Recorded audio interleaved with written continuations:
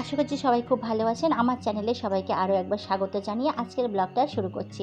আজকে এই বৃষ্টি বাদলের দিনে কিন্তু সকাল থেকেই বৃষ্টি শুরু হয়ে গেছে, আর আকাশ দেখে মনে হচ্ছে তো আজকে সারাদিনই বৃষ্টি হবে। তো বৃষ্টির কারণে কিন্তু বাচ্চারা কিন্তু স্কুলে যেতে পারেনি, তো বাড়িতেই আছে। আর এই বৃষ্টি যে আমার কাছে কতটা প্রিয় আমি যে বলে আপনাদের বোঝাতে পারবো না। বৃষ্টিকে আমি খুব ভালোবাসি, আর বৃষ্টির পানির এই যে ফোঁটা আমার হাতে পড়ছে, এর মধ্যে যে আমি কতটা আনন্দ অনুভব করছি তা আমি আপনাদের বলে বোঝাতে পারবো না।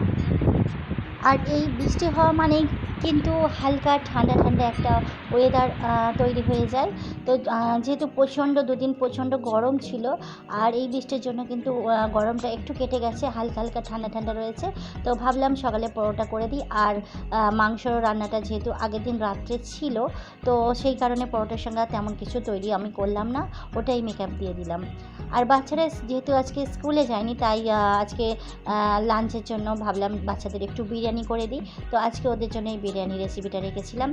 আর ওরা তো কেউ স্কুলে যায়নি, সব বাড়িতেই রয়েছে, তাই আজকে বিরিয়ানিটা ওদের জন্যই বানিয়ে দিলাম। একটা কথা কি বলুন তো, আমরা মনে করি এক করব, কিন্তু হয় আর এক। আসলে যেটা ভাবি সেটা ঠিক হয় না।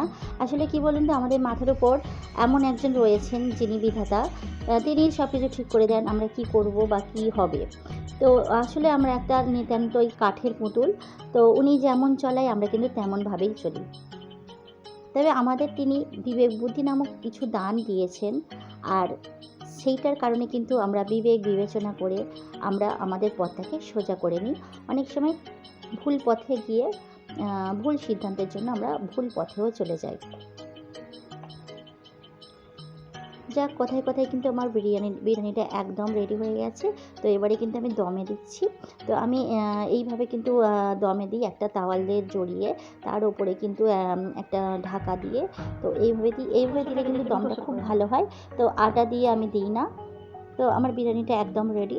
তো দেখুন, বিরিয়ানিটা কিন্তু খুব সুন্দর দেখতে হয়েছে।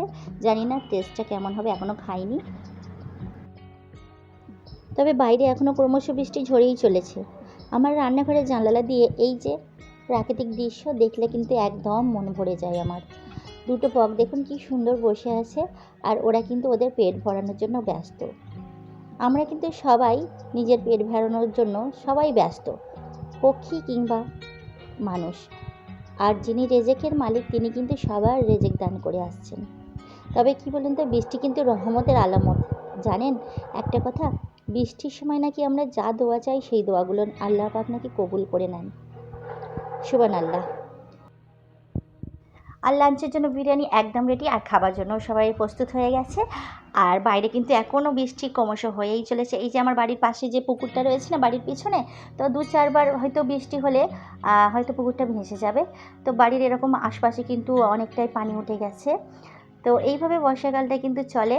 আর যেহেতু বাড়ির আশপাশে কিন্তু একটু দূরে আমাদের গঙ্গা আছে, তো আর যেহেতু বর্তমানে সব খাল ব্যবস্থাগুলো তো সব বন্ধ করে দেওয়া হচ্ছে, সেই কারণে একটু বৃষ্টি হলেই কিন্তু পানি উঠে যায়। আজকের ব্লগটা আর না বাড়িয়ে এখানেই শেষ করছি। দেখা হবে নেক্সট ভিডিওয়। আল্লাহ হাফেজ।